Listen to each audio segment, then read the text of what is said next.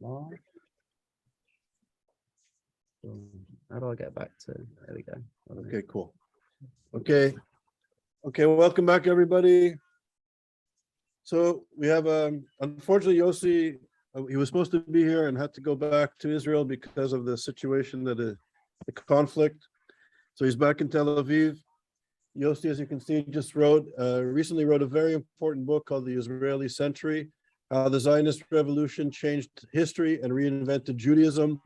It's a very important book that I recommend highly, and it touches on many of the issues that we've been discussing. Yossi Shain is a member of the Israeli Knesset, and he's also a professor of political science. He's a member in the Knesset, in the Israeli Parliament, and the Foreign Affairs and Defense Committee, and he's the chair of the Subcommittee for Higher Education and the head of the Knesset's delegation for relations with the European Parliament. Before becoming a member of Israel's Knesset, he was the chair of Tel Aviv University's School of Political Science, Government, and International Affairs, and the director of the Francis Brody Institute for Applied Diplomacy. And he was also the head of the Abba Eban Graduate Program for Diplomacy. And in Georgetown, he was a full professor, currently emeritus, of comparative government and diaspora politics, and was a founding director of the program of Jewish civilization at Georgetown, which is a renowned program. So Yossi is really, has been a leading scholar, and I don't say these words lightly, I think it's the first time I've actually said it, really a leading scholar and a voice, an important voice in the Knesset on many of the issues that are concerned to us here and in Israel and the Jewish people in general. So Yossi, it's really an honor that you're here with us. Thanks for taking the time. I wish you were here, but you know, there's the Jews, we have things to take care of in this. Thank you so much. condition. Thank you so much. And I'm really glad to be here. And thank you for for all the amazing work you're doing on ISGAP over the years. And I'm honored to always be with you. I was supposed to be at Oxford. We spent time at Cambridge. But as you said, I could not stay the entire time, and now I'm here, and I'm also glad that the event in Gaza ended. I can tell you I spent time in the southern part of Israel, and as you mentioned, I'm also a member of the Security and Foreign Relations Committee and the Subcommittee for Intelligence. It was really quite an event we have seen here. It was our response to the gap, to the Islamic Jihad groups, and this was really, I think, very impressive work that we have done here. But we're not here to talk about that. We are here to talk about anti-Semitism and its many faces, which I'm sure you're discussing. And I'm here to put it in perspective via the prism of my book, The Israeli Century. I will speak for about 35 minutes and get questions because at 7:30 Israeli time, I have to go for another thing here as a result of what is happening. So we have an hour or so. The Israeli Century, as I describe it, is a unique moment in Jewish history. Not only 2,000 years of history since the collapse or the downfall of the Second Temple, which we just mark on Tisha B'Av, but also in 3,000 years of history since the kingdom of David and Solomon. The more, we know about it, but there are but certainly since the 8th century before the Common Era, and later on, of course, after the destruction of the First Temple. It's different in the sense that for the first time in Jewish history, we see that sovereignty and the state of Israel is becoming the most important feature of Jewish life in terms of both the power of the state, in terms of the representation of the state, in terms even of the majority of the Jews soon residing in the state of Israel. Israel has become the epicenter of what is happening worldwide, I'm arguing, and everything, in fact, emanates from the behavior of Israel, the challenges it faces, the evolution of Israel, and also the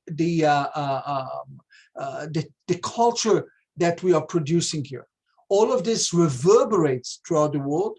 And of course, there is also what I call the process of the Israelization of anti-Semitism in the process. It is not by mistake that much of the discussion, or a lot of the discussion also of anti-Semitism, has been in connection to the state of Israel, its action, the boycott of Israel, the BDS, and all of the above. There is a reason for that, and the reason is that the Israeli century represents a unique moment of Jewish powerfulness, not powerlessness, but powerfulness. The diaspora and the exilic time of the Jews were, of course, the vast majority of the time of their existence. There were some times of Jewish sovereignty, not similar to what we have now, but somewhat similar. One is, of course, before the collapse of the first temple, before the Jews went into exile to Babylon, and where they have been transformed in Babylon from the seed of Israel to the holy seed. This was a major shift in Jewish history at the time, 587 BC, when the Jews went into exile and there was no government. The government went into exile. The king was no longer a persona which could be holding the loyalties of the people. And therefore, the idea was that the high priest at the time took a center stage. And of course, the prophets took a center stage. Later on, it was the Bible itself, or the reading of the Torah, became a center stage. All of this created the Jews not only as a people who were related to a patrimony, to a territory, to nationalism, but also as the holy seed, which enshrined the Jews as giving a gift, so to speak, to humanity of one God who is also conducting history. The innovation of the Jews in exile was they created a God who was inventing history. In the ancient world, we had gods who were gods of people, like Jehovah was the God of the Jews. But the God were protecting the people. The God were kind of like almost the second legitimacy of kings, as it was also in the time of Yoshiyahu, before the collapse of the first temple, sorry. But after the collapse of the first temple, God has been elevated not only as a fixture of the people itself, but also someone who is conducting history. Therefore, the idea of Jews going to Galut, to exile, and they will return, as Jeremiah kind of like prophesied, was in fact the hand of God. Ever since, the paradigm of the Jews was exile and return. We are worshiping God, and whenever we are deviating from worshiping God, God has his mysterious way of sending us to exile, rejuvenating ourselves, and eventually he will restore us. In the first temple era, of course, it was after 70 years. In the second temple era, it was after 2,000 years after the temple collapsed in 70 AD. So this was the paradigm. I maintain that the Israeli century is breaking this paradigm. No longer exile is possibility. Israel is such a fixture in international affairs that if God forbid Israel collapses, calamity perhaps will befall the world.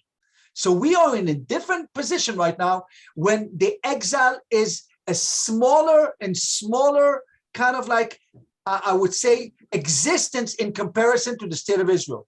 Keep in mind that the state of Israel, when it was created in 1948, when it was declared by David Ben-Gurion, there were only 600,000 people here.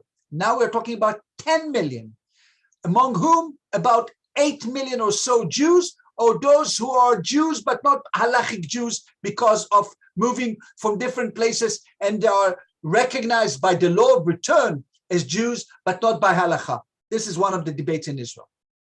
In this kind of reality, I make the point in this book, and I make comparisons to lots of things. The state of Israel is becoming the most important feature that informs everything that Judaism is, including religiosity, including culture, including literature. I maintain that you don't know any more about Jewish literature abroad than when you knew it in America of Philip Roth or Alfred Kazin, whatever. Now maybe American authors, Jewish American authors, write oftentimes via the prism of Israel. And of course, this is in France, the Israelization of French Jewry, the Israelization of British Jewry, and we already encompassed what happened in post-Soviet Russia, etc. So lots of things have happened in this business. The fact that Israel is taking such an important step is defining also a question that we will discuss in 1 second of Jewish morality. No longer to discuss what we call Jewish morality of the liberal world of the diaspora, which is people are talking about universal morality, and an idea that many Jewish organizations build themselves around. Bnei Brit, the American Jewish Committee, American Jewish Congress, and many others, but rather realpolitik is at the center of Israel. That is, everything stems from Israel's security needs. We act according to our needs, even if we make the point that we are the more moral army, the most moral army in the world. We still fight wars, and we have to respond to the moral challenges as we do. Now, we had such a period in Jewish history, which I have not mentioned, and I have a long chapters in the book about it, during the Maccabi time, during the Hashmonai time. The Hashmonai time from 160 BC, more or less, all the way to the rise of the Romans, and later on Herod in his kingdom. There was a kind of like a kingdom that governed, and when this kingdom governed, and I show it, immediately took over all the diaspora.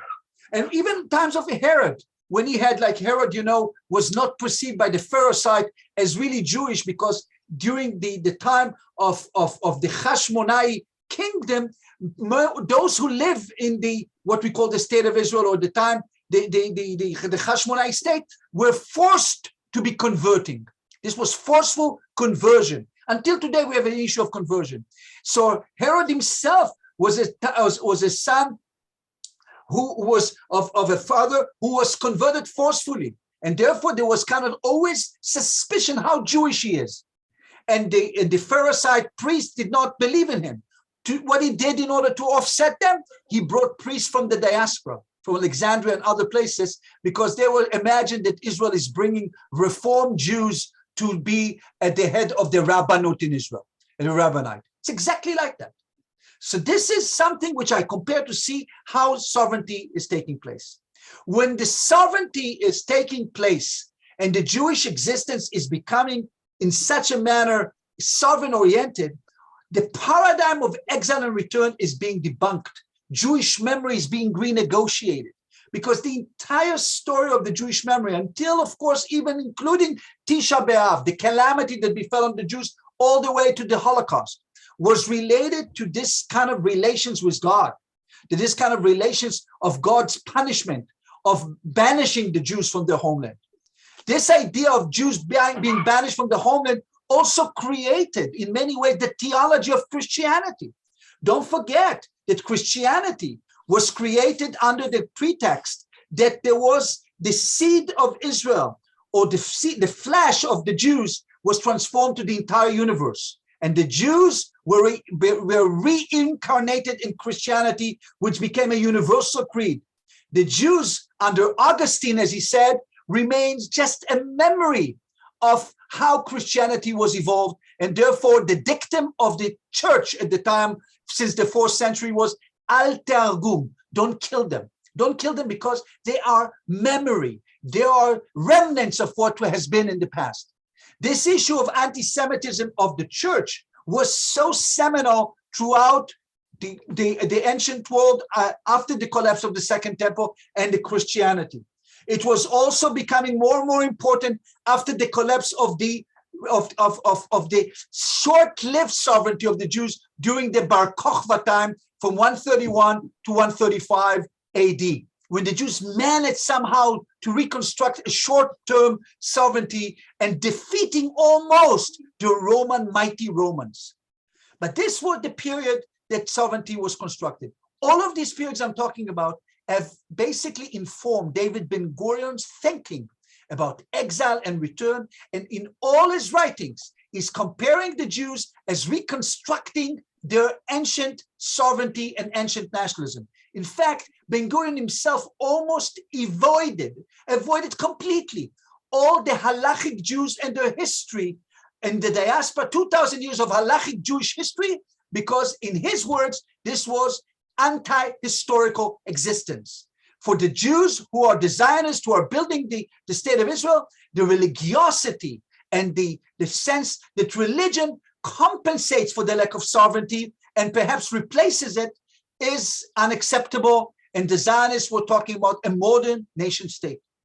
Keep in mind that the Christian church could not agree with the Zionists. And when Herzl goes to Pius X, the Pope, and asks him to recognize an entity called the new modern state of Israel, whatever he meant at the time, the Pope said, we cannot. You have betrayed our Messiah. You betrayed Jesus.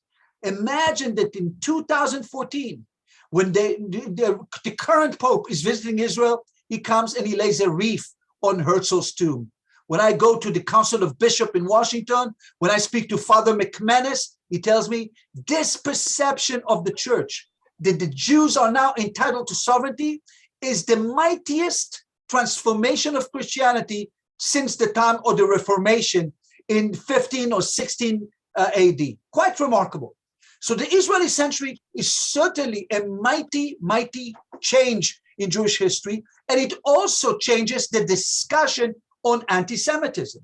Anti-Semitism, which was always in the minds of the Zionists, the disease of the diaspora, because the lack of sovereignty brought all this calamity on them. First, it was that calamity was brought by Christianity and the church. Later on, it was brought on them by the designation of the Jews as people who are not ready for modern way of life, and therefore kind of debunked for being dealing with all kind of economics that is not the modern economics.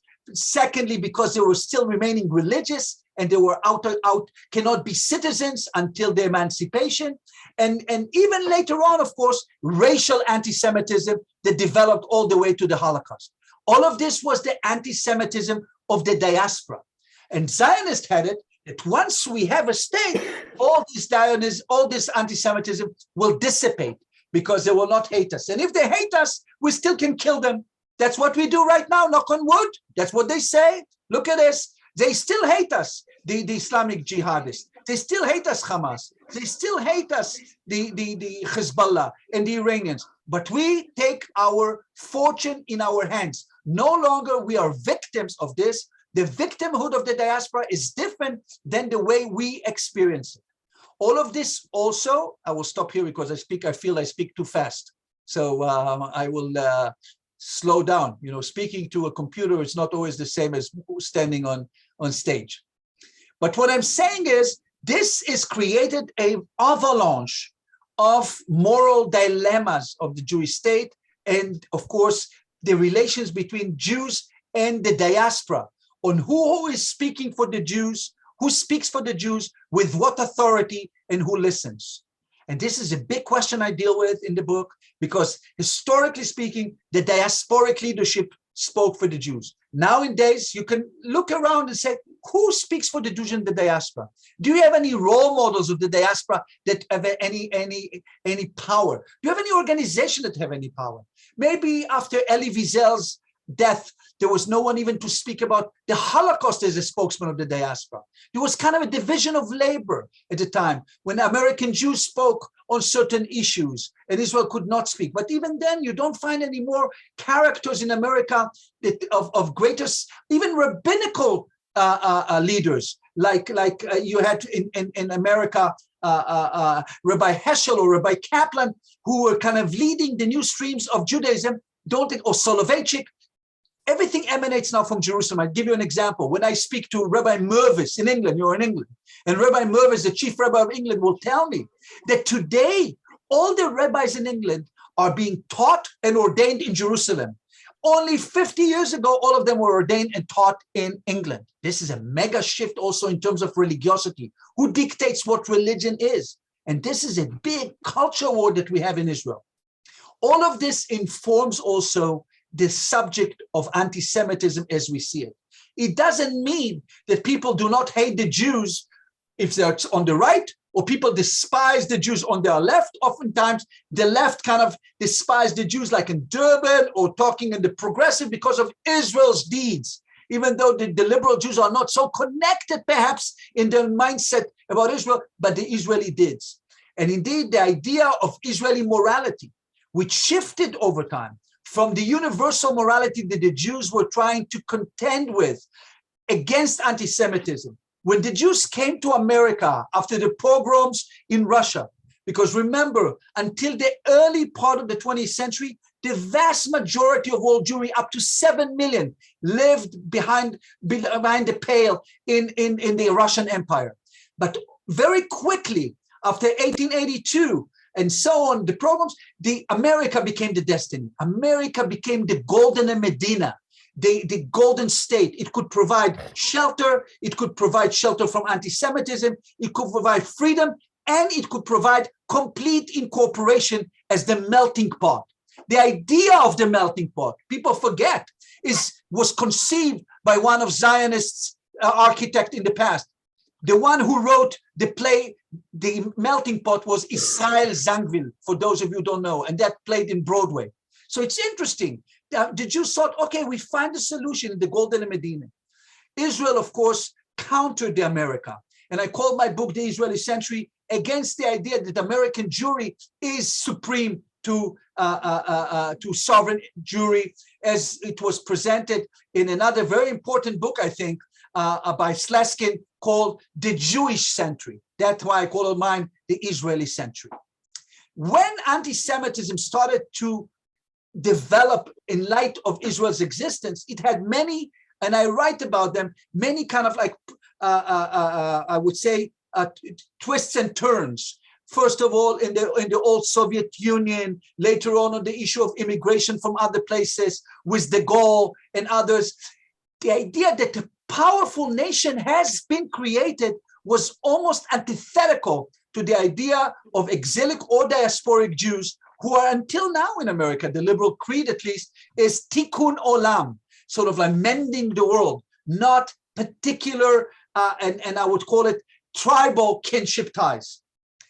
When Israel is now created and kinship ties are defined by the state, we deal with two types of anti-Semitism. One is the Israeli-oriented, which is oftentimes associated with the left, not with the right, but even though there was some on the right, and the traditional anti-Semitism, which comes on the right, which is nationalist, the Jews are disloyal, which is sometimes those who are anti-capitalists, which are saying the Jews are controlling money in the world, etc., etc., etc., all of the discussions you do. My book shows that this transformation is interesting enough also for the behavior of the state of Israel and world Jewry in terms of the division of labor. Many times the Jewish organization took the fight against anti-Semitism while Israel stayed behind the scene because Israel said, we have to deal with realpolitik. When Israel had relation with South Africa, when South Africa was still an apartheid state, many of the Jews in America were leery about it, telling us, how could you do that? And we said, this is a friend. When Israel is having the friends in the Middle East and dealing with them, sometime America was boycotting Sisi because they saw Sisi non-democratic, and Israel said, we have realpolitik to deal with. Or the same question comes with the territories, with the question of Judea and Samaria and so on. There is a big issue here, how to deal with it. Today, and this is how the work of many of you, including you and ISGAP, is that the point is that people understand there is a nexus here, there is a connection here between the state of Israel and anti-Semitism, almost inseparable. Those who are trying to demean Israel can always use kind of like past ideas of showing why the Jews are either too powerful, too nasty, too treacherous, whatever it is, and also blaming American Jewry for supporting them and therefore not completely committed to the liberal creed. We see it, we fight it, even though the Israelis are not so much understanding or grasping or even dealing with anti-Semitism. Because for many Israelis, anti-Semitism will work itself out because of realpolitik or bilateral relations. When Abe Foxman came to Begin, Abe Foxman from the head of the ADL, and told him that we have to stop this anti-Semitism series in Egypt after the accords, the peace accords with Egypt in the early 1981, Begin said, leave it aside because it will work itself out. This is bilateral relations. Israelis do not deal with anti-Semitism, but more and more we understand also, and the official Israel understanding, because of the supremacy of the state of Israel on all other Jewry. And when I say it, I don't mean it in a triumphant sense, just as a matter of fact. So many, many more in Israel are now becoming more and more, I would say, preoccupied with it, understanding they cannot ignore it when it happened in other places, be it in Germany, France, England, or the United States. Albeit, there are many Israelis still, especially on the right, who are saying, if they suffer anti-Semitism, we told them, come to Israel and you will not suffer it. That's what they're saying. We told you, just come over here. It's clear. Life in the diaspora and exiles are not secure. Only in the state of Israel are secure. So this is the debate, the moral debate that we are having here. And I think it's important for you to discuss it, how this evolved. I describe all of this in my book, which is a long book and I think worth reading. I'm delighted it was chosen by the president of Israel as the most important book of our generation. And I'm absolutely honored by that. And I think you see this grasp about the sovereignty and the diaspora on the issue of anti-Semitism. And I think, Charles, I'll stop here and I take questions. I think much more important, and I'll continue in my barrage of words. Okay, thank you, Yossi. Okay, I wish I could see you all. Yes. I know. As always, thank you. I can turn this around. Okay. Does anybody?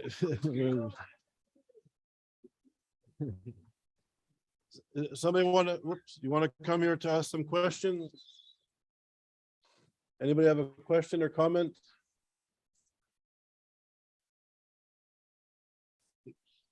You may want to go the other way around. Oh boy.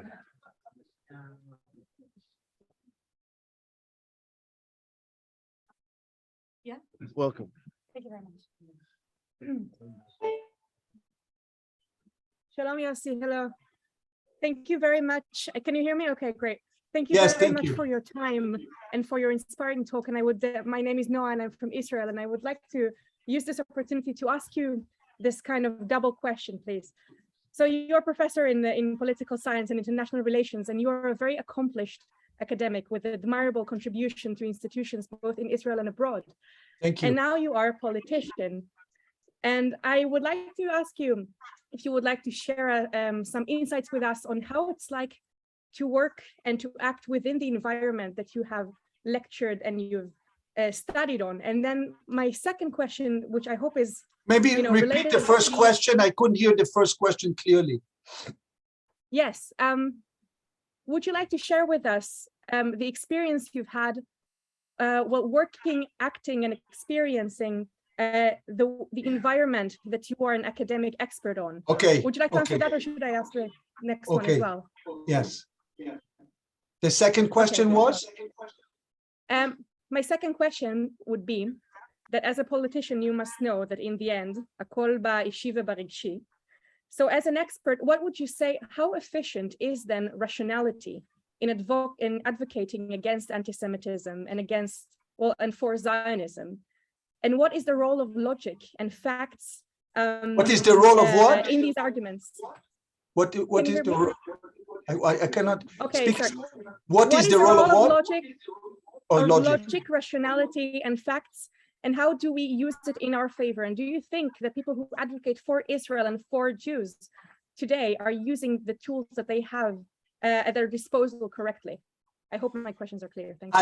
I will answer the second question first, and I will remind you that already in the 19th century, prior to Herzl, there was a brilliant man in Europe named Moshe Hess, who wrote from Rome to Jerusalem, when he basically made the point that anyone who is espousing nationalism in Europe at the time, after the spring of nations and so on, denying the right of the Jews to have their own nation, even though they exhibit all the tenets of nationalism, is absolutely anti-Semitic. That's how he wrote it against the Germans. And he also attacked Reform Judaism in his amazing essay, which I deal at length with Moshe Hess. But in addition to that, because Reform Judaism was all about that Judaism is not nationalism.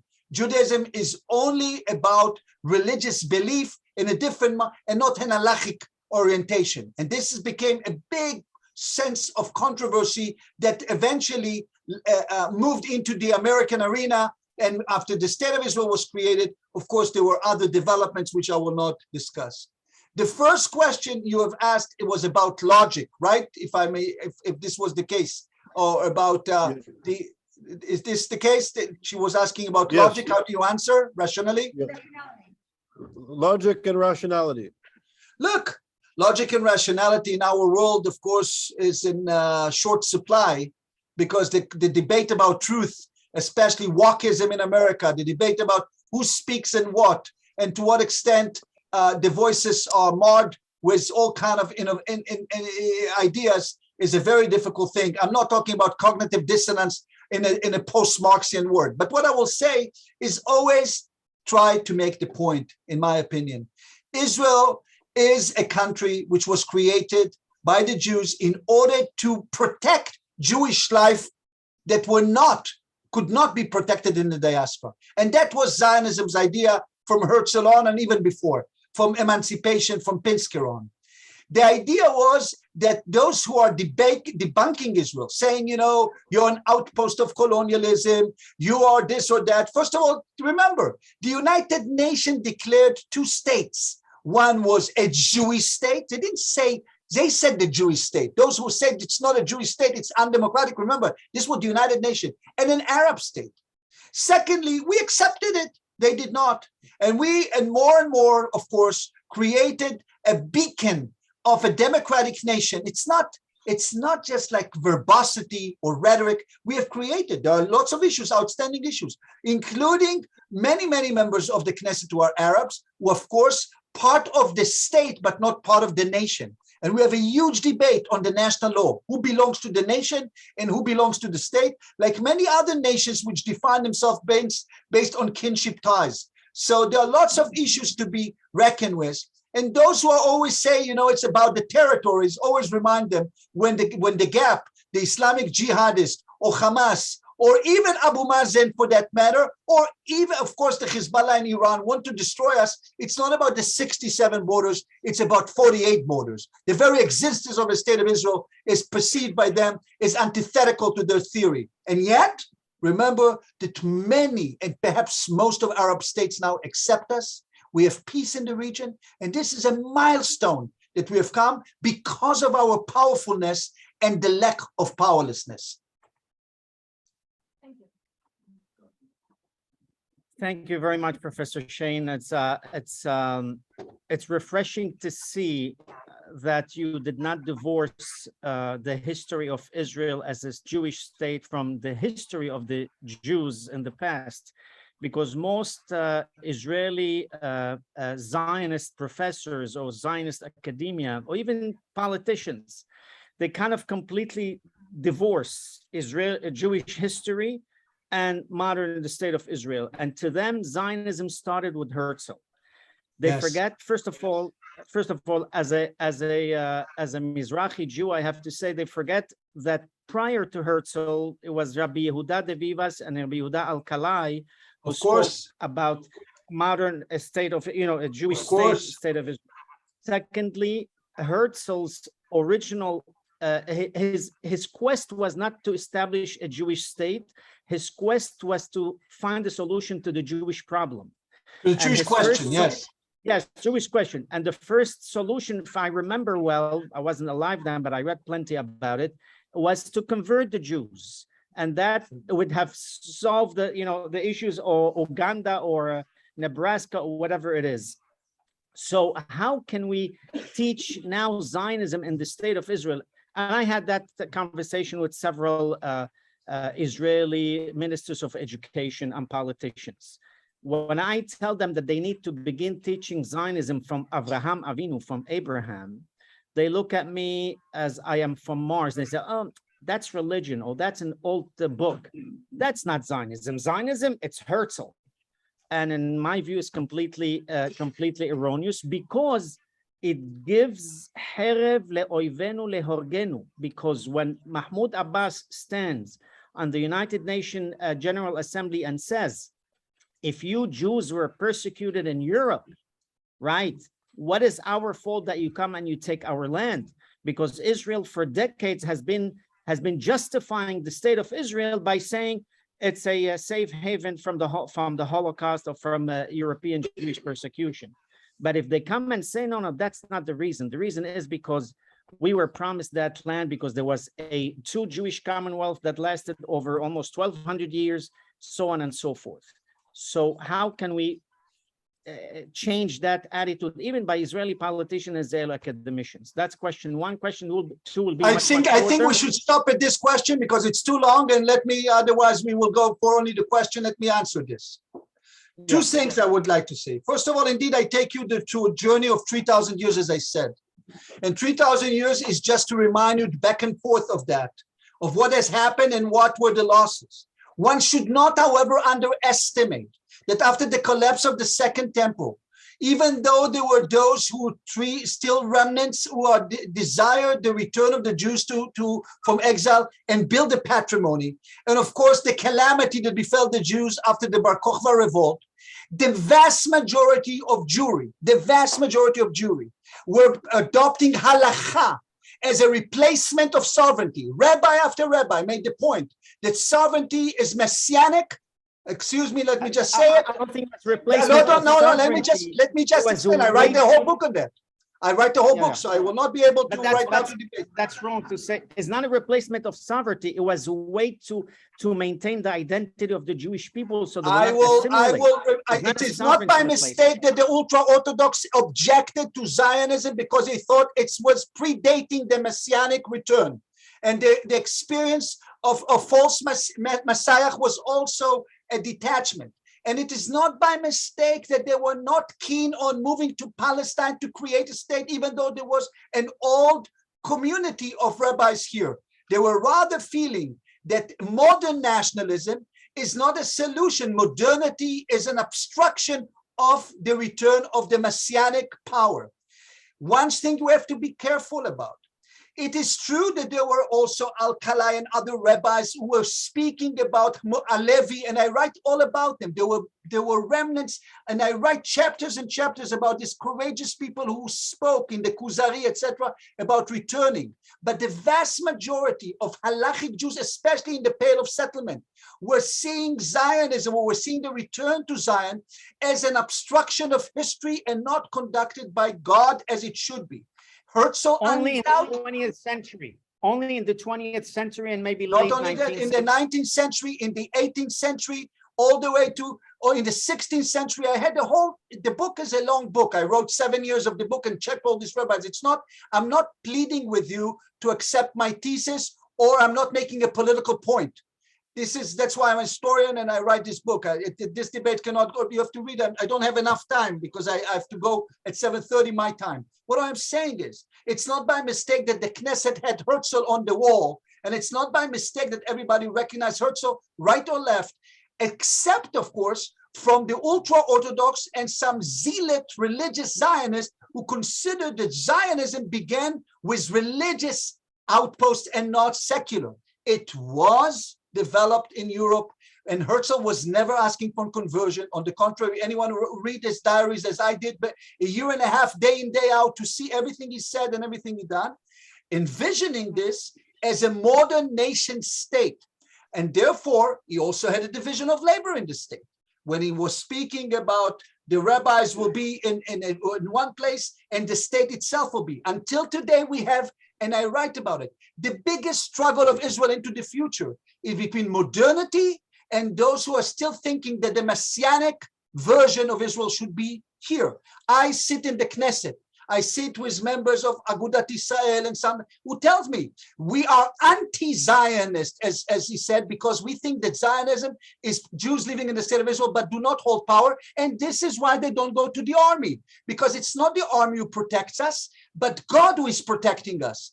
This is a huge debate. We'll not go into it, but Zionism, undoubtedly, modern Zionism, with the idea that the Jews will protect themselves, changed in Israel too. Israel has moved to become much more traditional, adopting all those who were forgotten on the way, as I have reminding them about their powerfulness. And the political struggle in Israel is also informing Zionism.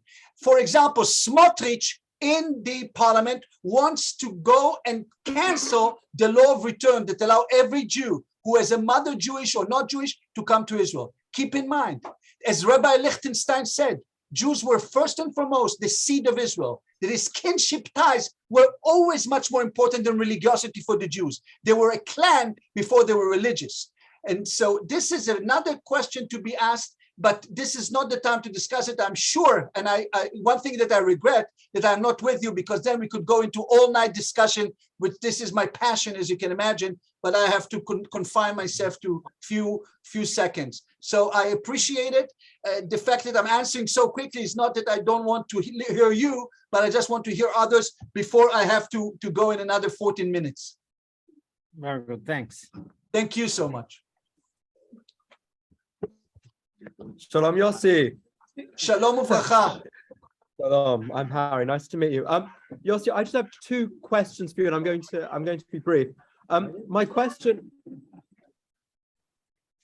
Baruch Hashem. My question to you is, you mentioned Moses Hess and his work Rome and Jerusalem, and one of the points Hess makes in this work left me feeling rather intellectually confused when it comes to Zionism, because of course Hess in this work said, and I quote, "Jewish noses cannot be reformed, nor black Jewish curly hair can be turned through baptism or coming into smooth hair." Now, clearly this is an anti-Semitic idea, but it reflects within Zionist thinking, it seems that actually many Zionists use anti-Semitic ideas about Jewish fragility, Jewish weakness, and absolutely they contact Pascal, Judentum, Jewry of Muscle, to support this idea of Jewish nation. Got you. So I wonder if you could do that. And very quickly,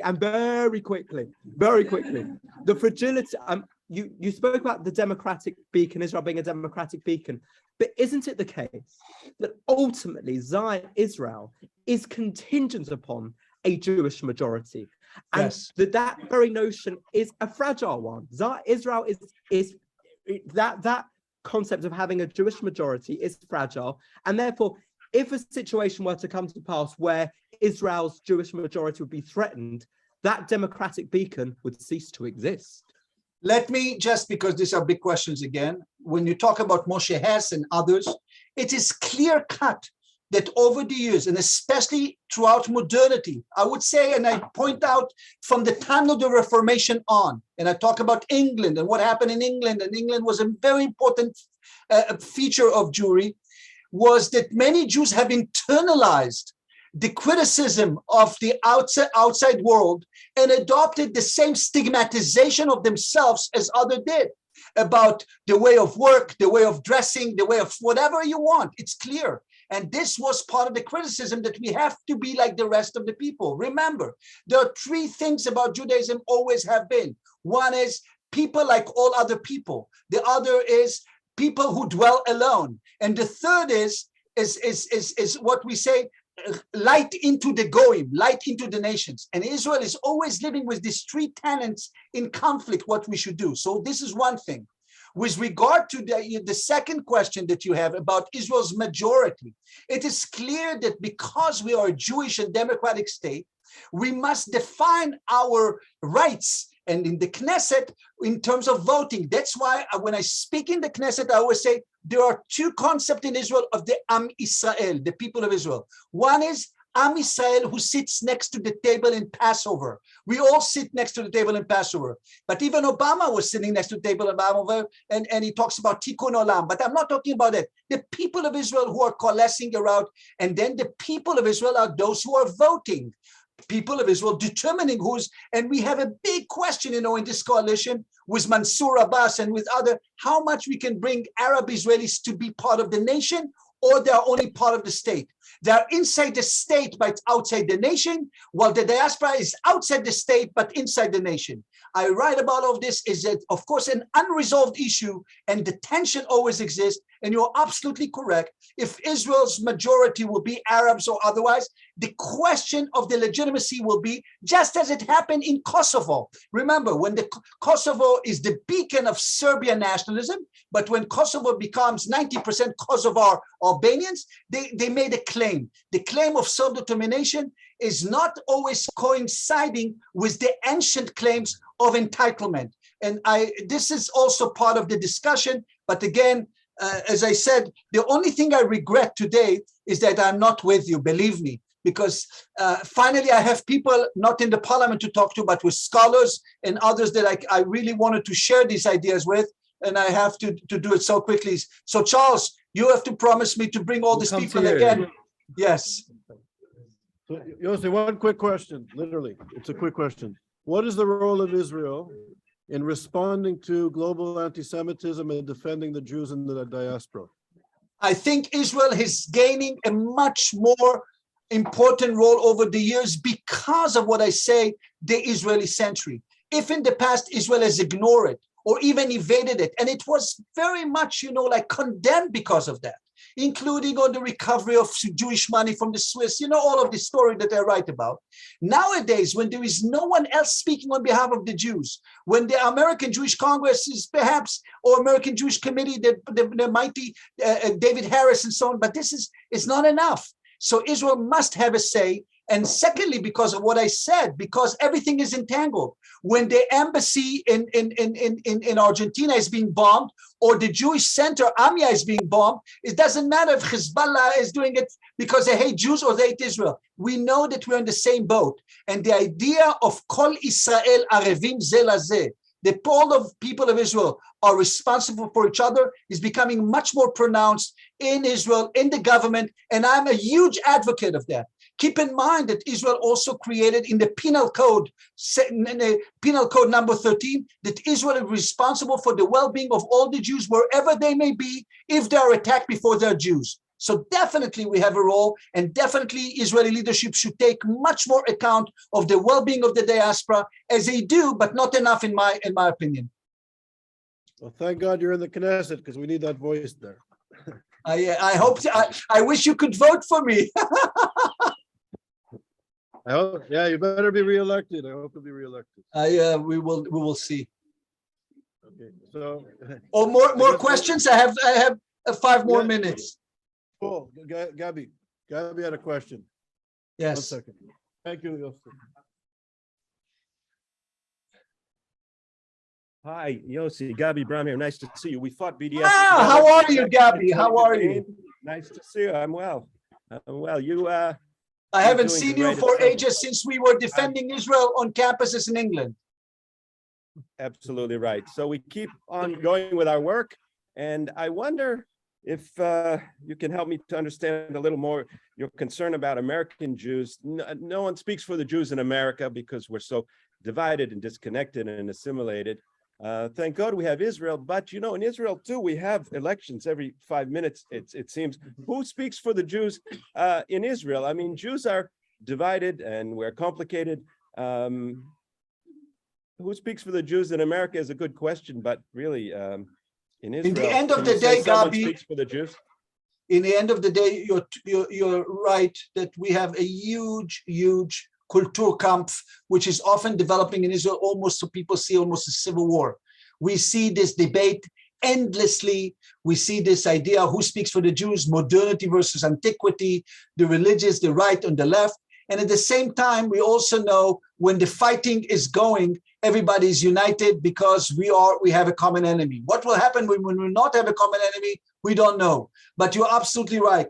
The inter-debates among the Jews has not ended, but we still have a state. We still have foreign ministry. We still have the Shin Bet. We still have the Mossad. We still have the IDF. We still have these institutions. But we know some of other institutions, like the courts, are being debunked. The Knesset oftentimes is being debunked. And we see it in many other liberal societies. So our work is cut for us, and we don't know how it will be, but indeed, you're absolutely right. And therefore, when I write about the Israeli century, it's not just this glorious picture. My entire long chapters on Israel are showing these huge things that you're talking about. Well, it's a great book. I hope everyone reads it. Toda rabah, kol hakavod, and I'll see you in Eretz Yisrael sometime soon. Thank you so much. You've got my vote. You have my vote. Thank you so much. I'm very, very grateful.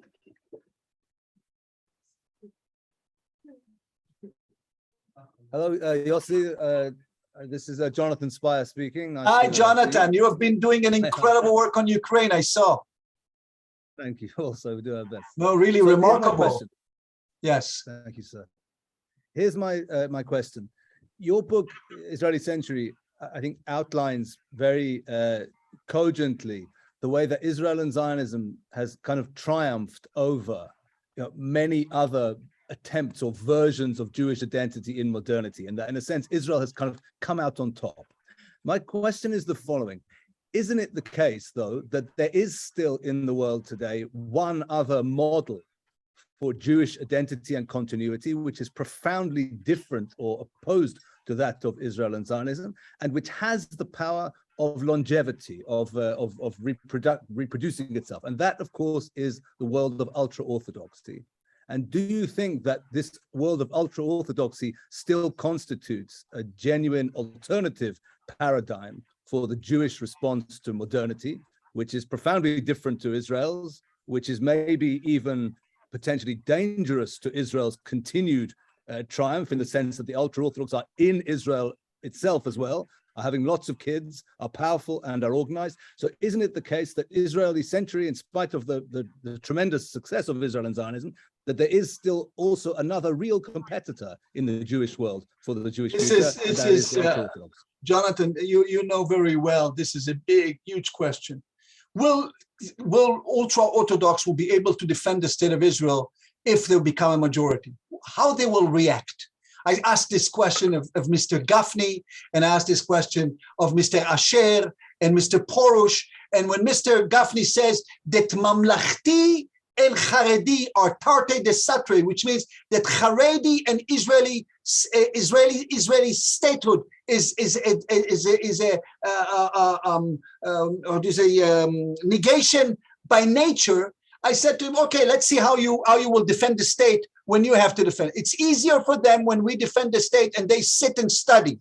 And we would know that eventually they will not be able to do so. Secondly, there is also an interesting evolution of other sorts of Jewish globalization, including Chabad.